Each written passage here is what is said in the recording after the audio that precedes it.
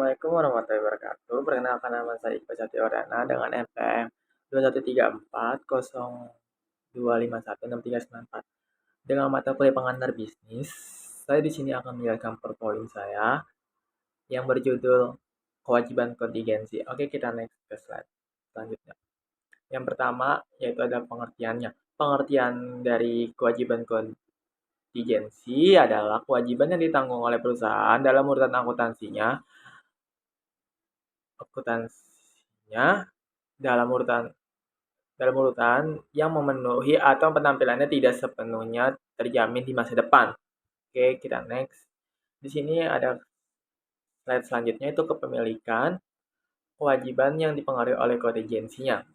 Yaitu terdiri dari 3, yaitu akuntansi harus memenuhi kewajiban kontingensi ini dengan ketentuannya. Yang kedua, ketentuan ini bisa disebut dalam akuntansi sebagai resiko beban. Yang ketiga, yaitu tujuan utamanya adalah untuk mengasumsi bahwa perusahaan tidak bertindak secara ekonomis menjalankan serangkaiannya. Oke, kita next selanjutnya.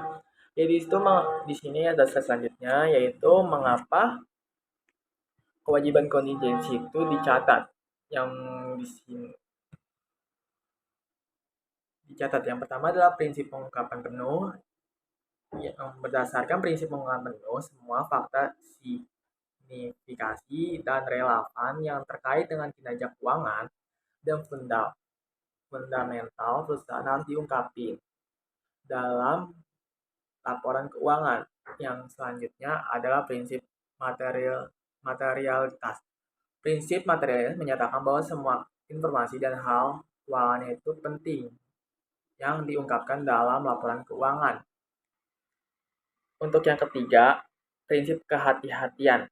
Kehati-hatian ini adalah konsep akuntansi utama yang memastikan bahwa aset dan pendapatan tidak dilebih-lebihkan dan kewajiban serta biaya tidak diremehkan.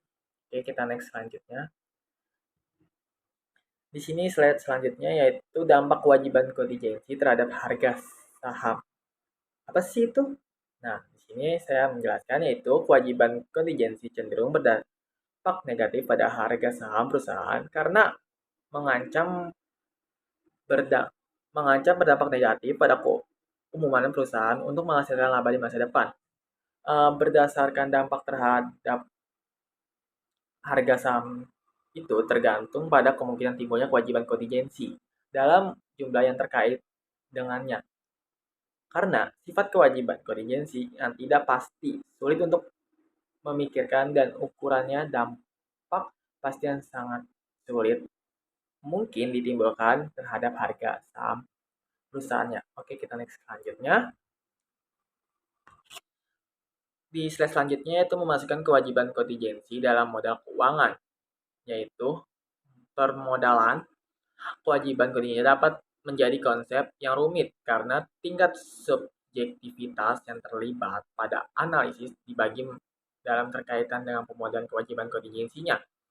Sebagai pedoman umum, dampak reliabilitas kontingensi terhadap arus kas yang dimasukkan dalam modal keuangan jika probabilitas liabilitas kontingensi berubah menjadi liabilitas aktual lebih besar 50%. Nah, dalam beberapa kasus analisis mungkin menunjukkan 2 skenario dalam model suatu yang memasukkan dampak arus kas dari kewajiban kontingensi yang lainnya.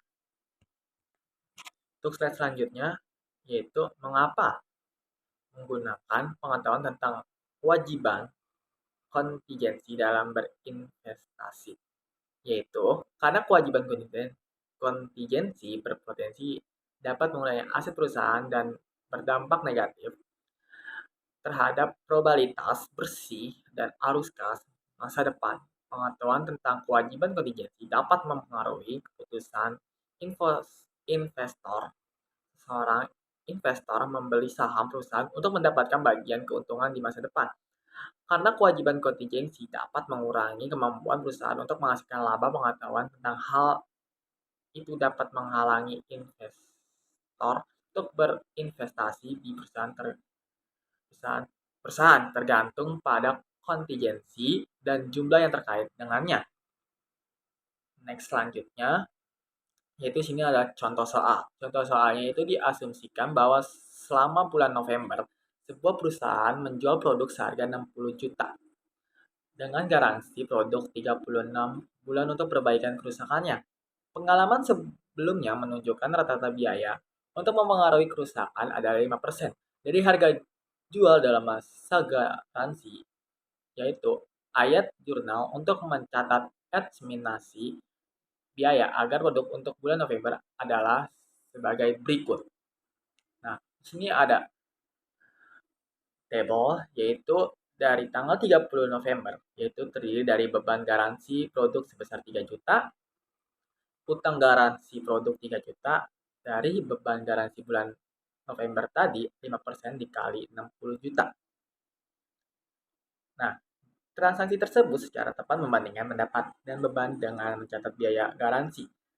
Dalam periode yang sama dengan periode penjualan dicatat, saat produk rusak diperbaiki, dibukukan dengan mendebitkan utang garansi produk, mengkredit kas, persediaan, utang gaji, atau akun lain yang sesuainya.